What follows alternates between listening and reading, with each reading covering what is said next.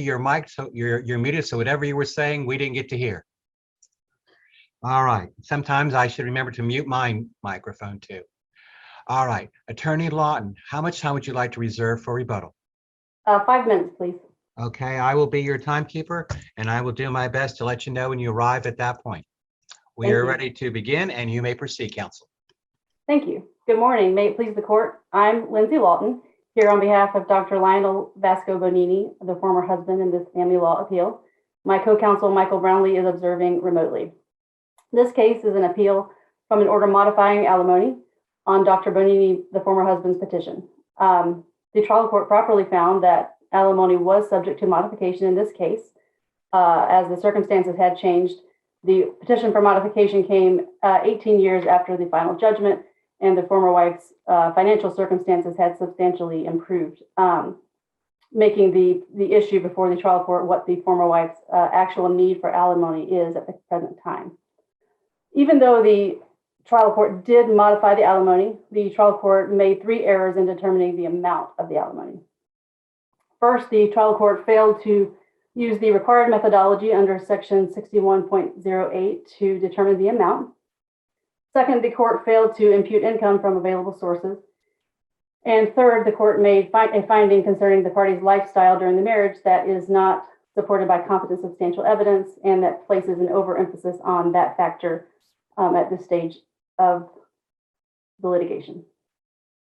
So getting now specifically into issue 1, section 61.08 requires a trial court to base any determination of alimony on the payee spouse's actual need, and it requires the court to make specific findings on the list of factors that's included there. And this court has held that these requirements do apply in modification proceedings.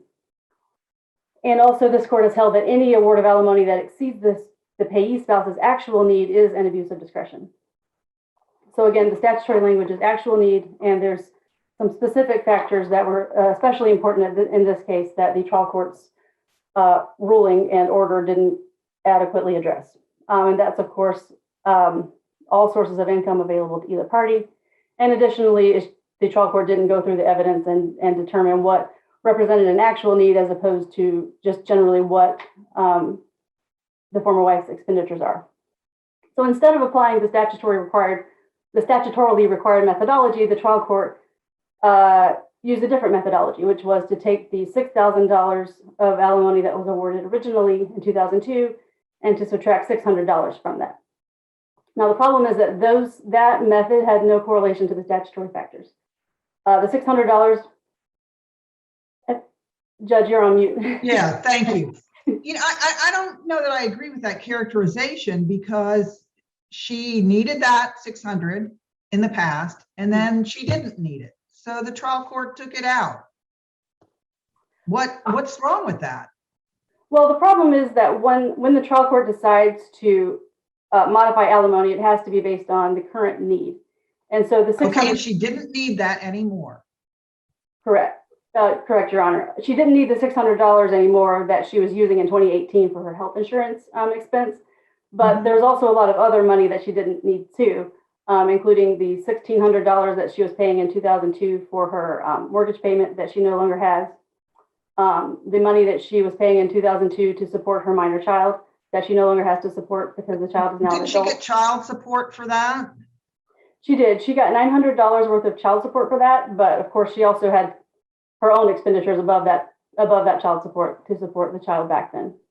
At least her financial affidavit in 2002 showed that what she was paying to support the minor child was more than $900, which was what the child support was. So the problem is that too, when the $6,000 was ordered in 2002, it didn't include a $600 health insurance payment. And we know that because we can look at the financial affidavits and see that that $600 is not what her health insurance payment was in 2002. That $600 was what her health insurance payment had become in 2018. But in addition to her health insurance payment changing in 2018, a bunch of other factors had changed too, which weren't addressed by the trial court.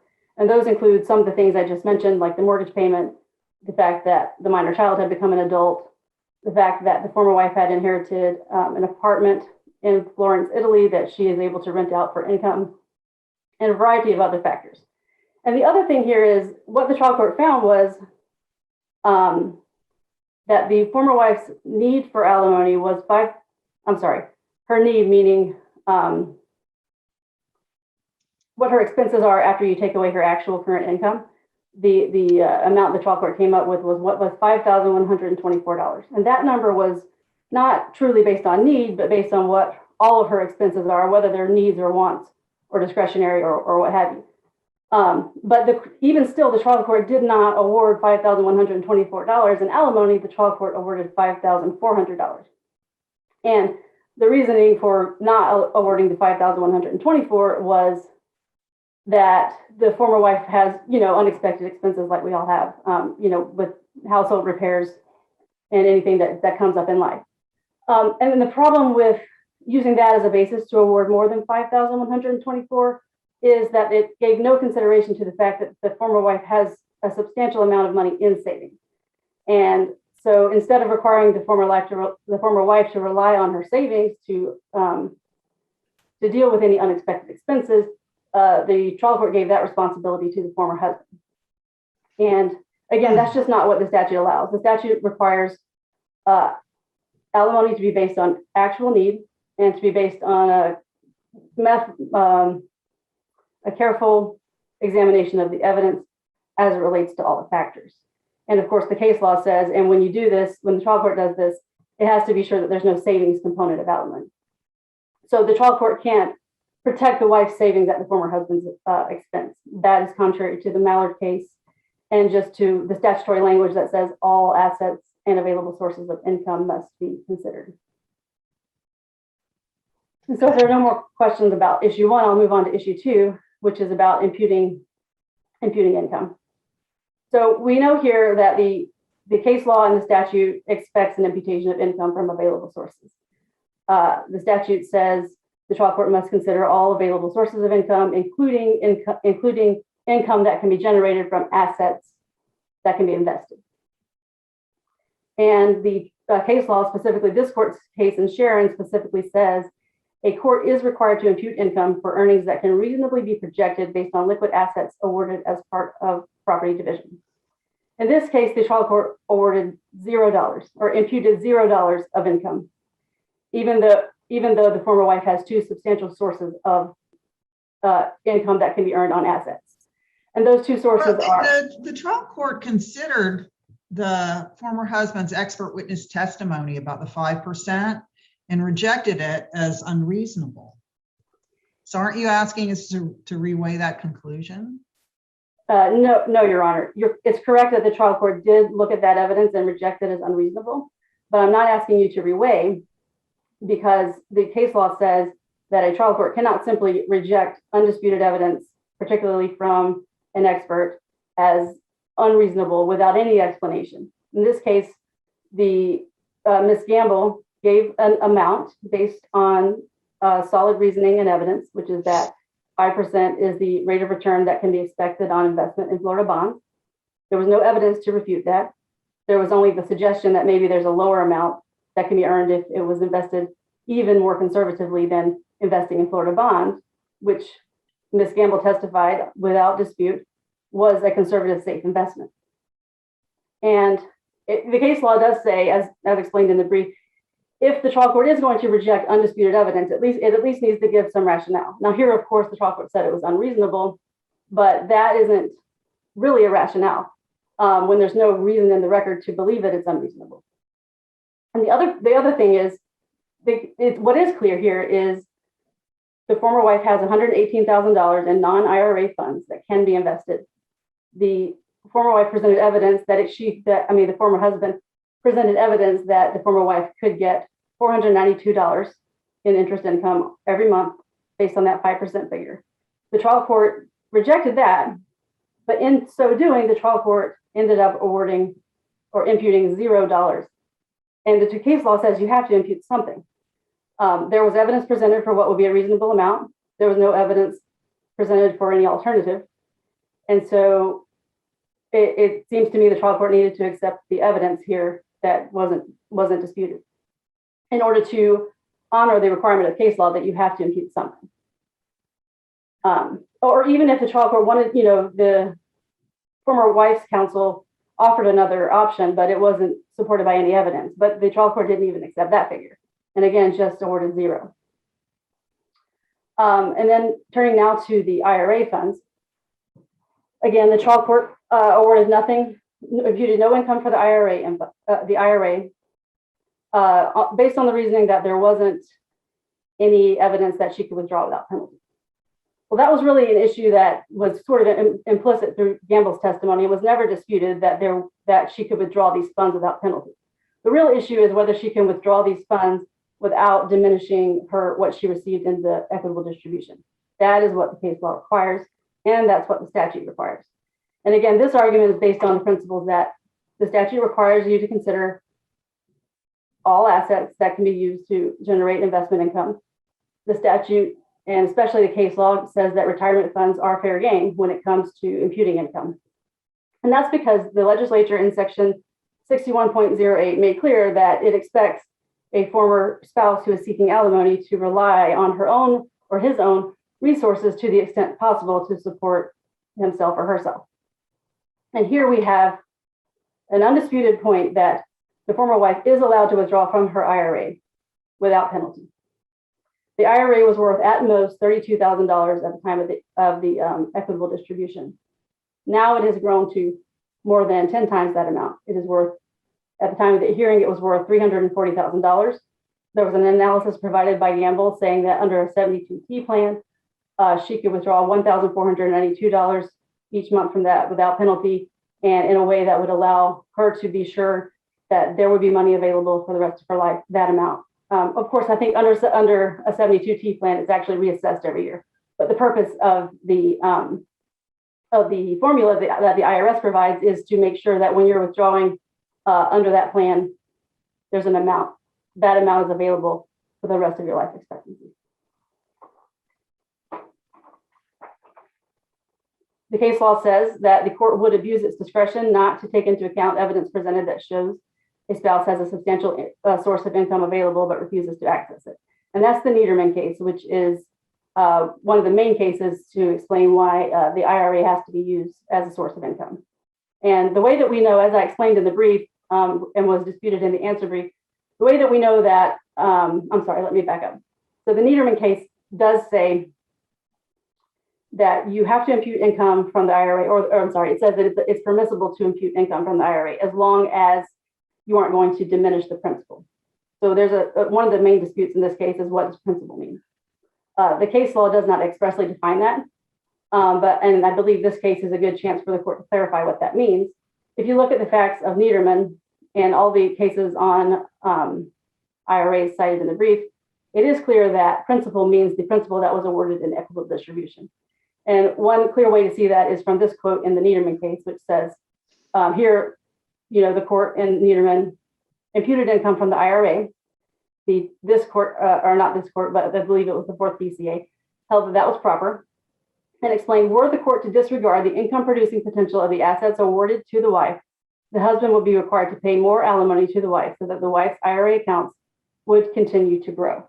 In addition, I think, and more pointedly, the court said the reason that it was proper for the trial court to award or to impute income from the IRA in that case was the wife retains the assets awarded to her in the dissolution, just the same as if she were awarded stocks and bonds, not in an IRA.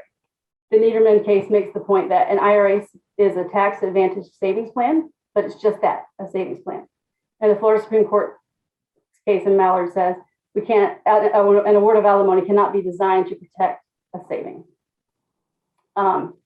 And as shown in the briefs, the former wife can withdraw from the account in the way that was proposed by Gamble until well after she's 72 without touching that $32,000, which was the most possible amount that the IRA was worth at the time of the dissolution. And I would also encourage you to please look at the Stoltzfus case cited in the briefs, which is a case from this court that also supports requiring an award of alimony or an imputation of income from the IRA. And so the last issue that I presented in the brief was that the trial court made a finding about the parties' lifestyle during the marriage that was not supported by competent substantial evidence. And that was where one of the expenditures challenged below was, the expenditure for yoga, personal training, and maid service. And the trial court made a finding that was supported by the party's lifestyle. There's no evidence to support that. So I believe that's a clear issue that needs to go back for further consideration so that the court can make a finding that is supported by competent substantial evidence. It may be that the court finds that those expenditures are appropriate, but it has to be for some reason that's included in the evidence. You are at 15. Thank you, Your Honor. If there are no further questions, I will save the rest of my time for rebuttal. Thank you. May it please the court. You may proceed, counsel. My name is Jean Henney and I represent the appellee and former wife, Ms. Benini, in this appeal. The issue before this court is whether any reasonable person would have reduced Dr. Benini's alimony obligation from $6,000 to $5,400 a month. Ms. Benini would argue that the appellate record demonstrates this was a very reasonable result, especially when there was very little dispute regarding the fact. There is no dispute Dr. Benini, with an annual income of $500,000, had the ability to pay the alimony obligation. There was no dispute Ms. Benini needed between $7,000 and $7,400 a month to meet her expenses. The $7,000 figure was the Dr. Benini's expert's figure. There was no dispute Ms. Benini was 66 years old at the time of the final hearing. She was in ill health. She had a gross retirement income of less than $3,000 and a net income after taking out the alimony of $1,400. In other words, Ms. Benini was very heavily dependent on her alimony to meet her monthly expenses. At the time of the final hearing, there was also no dispute that Dr. Benini was 67 years of age. He had 2 minor children. He had 2 substantial alimony obligations of $6,000 to Ms. Benini and $7,500 to his second wife, plus child support and additional expenses for minor children's private schooling. According to Dr. Benini's financial affidavit, he had a net worth of less than $150,000. Dr. Benini's primary argument on appeal is the trial court erred in refusing to impute income to Ms. Benini's investment and retirement accounts. This is a discretionary decision. Niederman, that Dr. Benini relies on the Hallmark case, it says, after consideration of the evidence presented, the trial court may decline to impute income from retirement accounts and for equitable considerations to do justice in the case. And the court explains such a scenario might be when the amounts were small, when the payments would encroach on the principal, or when other equitable factors would permit the court to exclude the income. In the instant case, the equitable factors are Ms. Benini needs her alimony. She needs her savings. She's got expenses coming up, including dental expenses. She needs a new car. She needs a new air conditioner. These are not improper savings components. These are just saving money in order to meet her needs, which is within the trial court's discretion. I know Dr. Benini argues about her expenses for maid service, ironically, when he has expenses for maid service, and also for yoga and personal training when she testified that she needs these activities basically as physical therapy just to meet the activities of daily living. Excuse me, and would it be a proper equitable factor be the fact that Dr. Benini's income had increased substantially? That certainly, I mean, I think there's no dispute that he has the ability to pay, but when we're talking about equitable factors, I mean, I'm wondering if in the background, lurking in the background here is the fact that he had a substantial increase in income weighs in at all. Well, the trial court didn't make that actual finding, but that is I know one of the equitable considerations. And it's another reason that even if this court found that maybe the trial court didn't specifically say why the certain expenses were reasonable or, whatever, and send it back, you're going to come up with the same result. It's harmless error if she failed to articulate. I feel like, and I think you validated my instinct on this with your opening remarks, that the bottom line argument that you have is this is a reasonable award, just objectively reasonable under all the circumstances. Is that it? Well, yes, and that's what that's the standard that this court looks at. If these Right. an abuse of discretion issue. The appellant's more interested in how the trial court got to that result, and you're more interested in the fact that however it got there, it's reasonable. Yes, yes. And that is the appellate standard of review. Now, I know Dr. Bonini argues that the imputation of income was mandatory, but that is not true. It is discretionary, and the trial court did not abuse its discretion when you look at the entire record. And since the facts weren't disputed, this court certainly has an opportunity for meaningful appellate review to determine that a $5,400 alimony obligation in these circumstances was reasonable. Is my understanding of the financial affidavit in 2018 indicated that the former wife was paying $600 per month for health insurance, and that was the fact the trial court focused on, saying you don't have that expenditure. But I also understand in 2019 she was spending $100 some odd for health care, and yet the trial court gave the former husband the complete $600 reduction and not an offset for what she was still actually paying. Is that correct? That is correct.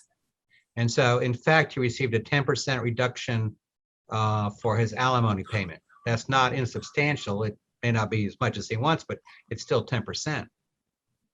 Exactly. When you step back even a half a step, you realize that the reduction of $600 a month in this situation was not unreasonable. It was not inequitable. And a remand just to recalculate or to make more specific factual findings would not come up with a different result. And perhaps it would come up with a more favorable result to Ms. Bonini if it was sent back to clarify that $600 and now we have $135. But at the end of the day, what the trial court did find for this court to provide, for this court's analysis is there was an ability to pay. There was a need for alimony, and she did have some reduced healthcare expenses because of her Medicare eligibility, and her other expenses were not unreasonable, and therefore, no abuse of discretion. Downward modification was certainly reasonable and equitable, appeal affirmed. And that's what Ms. Bonini would argue. Unless there's any other questions. I don't Thank see you. any. Thank you, counsel. Okay. Let me clear the machine here. Okay. The appellant will return, and you have 5 minutes remaining, counsel. You may begin, but you are mute. Thank you, Your Honor. Opposing counsel argued that several things were undisputed. One was that Dr. Bonini has an annual income of $500,000. But it's important to remind the court that Dr. Bonini's ability to pay was not in dispute. How much money he has wasn't relevant to the question that the trial court was required to determine, which was what is the former wife's actual need. If the former husband's current income is what was lurking in the background of the trial court's decision, then that was an abuse of discretion. Because although when you establish alimony, you have to consider both spouses' needs and abilities to pay, the trial court still cannot, under the statute, properly award an amount of alimony that exceeds. That's not part of, I'm sorry, that's not part of all other financial circumstances. Your Honor, it is perhaps something that has to be considered when the trial court is going through and addressing each of those factors. But section 61.081 says that actual need has to be determined. And this court's case law says an award of alimony that exceeds actual need is an abuse of discretion. There's also case law saying that the purpose of alimony is not to forever equalize the parties' respective financial positions, but it is to provide for the needs of the payee spouse. Additionally, the former wife argued that there was no dispute that that she needs that her needs equate to about $7,000 every month. That's not true. This is in dispute. What is undisputed is that she was actually spending $7,000 or thereabouts every month, but it is disputed whether that reflected her actual needs. And we don't know if it reflected her actual needs because the trial court did not do what the statute requires, which is to go through and analyze the evidence and make findings about the factors. Opposing counsel said that the former wife is heavily dependent on alimony to meet expenses. Again, we don't know if that's true because the trial court violated the statute by not making those findings and violated this court's case law. We can't know if $5,400 is objectively reasonable because we don't have those findings. So if nothing else, then I would ask that this court remand the case for express findings on the factors. And there's no way to know whether, like I say, there's no way to know whether it's objectively reasonable or whether the absence of findings is harmless because the analysis simply wasn't done. Let me just stop you on that. Are you suggesting that we relinquish jurisdiction, remand, ask the trial court to make more findings, and then you guys, what, re-argue it? Yes, Your Honor. I mean, I'm suggesting that is one avenue that we could go, we could take here. And that's something you could have, isn't that something you could have asked the trial court to do? And I don't think we've required someone that's dissatisfied with the findings in the final judgment to do a motion for rehearing and ask for those findings. I can't recall on this record if you did that already. Excuse me. Your Honor, there was a motion for rehearing that did tell the trial court that it was required to consider the factors under section 61.08. I can't remember in this moment whether it expressly said, and you have to specifically make findings on each of those factors. But as you mentioned, this court's case law doesn't require the parties to remind the court of that obligation. And as far as although are the findings really, I mean, I know they're for the benefit of the parties, but from our perspective, if we're able to review the case without the findings, aren't we obligated to do so? You could determine on a proper record that the lack of findings was harmless error. I submit that this record doesn't show that because the former wife's expenditures include discretionary items. Well, but the trial court looked at that and said they weren't. I mean, the trial court decided that it wasn't. Your Honor, the trial court said, the only thing the trial court said about specifically the yoga, maid service, and personal training was that it was supported by the party's lifestyle. And there wasn't evidence to support that. Additionally, that finding is particularly suspect because the former wife's counsel conceded below that she may not actually need the yoga classes. And that's just one component to show how, in this case, that is one clear error, that the lack of competent substantial evidence to support that finding, and to show the trial court's lack of careful attention to the evidence, which is required by the legislature in section 61.08, and for good reason, because the legislature wants to limit trial court's discretion and try to promote uniformity to whatever extent that's possible in alimony decisions. And that requires serious consideration of what actual need is. And that brings me back to the imputation of income. You have at least 5 seconds remaining. I just remind you that the case, thank you, Your Honor. The case in Sharon says that it is error not to impute income. And I would rely on the briefs and ask that you, at a minimum, reverse and remand for more findings and also to include imputation of income. Thank you. Thank you. Thank you both. We hope to see you the next time, and please stay well.